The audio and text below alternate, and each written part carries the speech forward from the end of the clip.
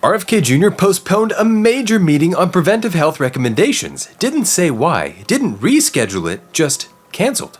This was supposed to be the meeting of the U.S. Preventive Services Task Force, which is the panel that decides whether things like mammograms, colonoscopies, heart disease screenings are recommended and therefore covered for free under your insurance, which means these decisions affect over 150 million Americans. This was an in-person meeting scheduled for months, but now abruptly pulled. More troubling than that, according to recent reporting, Kennedy is weighing whether to fire all 16 members of the task force and rebuild it from scratch, with people more aligned with his vision. What vision is that exactly? You don't get to say you're for making Americans healthy again and then remove all the people with deep expertise in preventive healthcare. Or do you? This is 2025 after all, and evidence and expertise are starting to seem superfluous to the institutions of medicine. Vibes and tribalism, that's where it's at. The Preventive Services Task Force was built to be quiet, non-political, and obsessively evidence-based. In other words, pretty boring by design.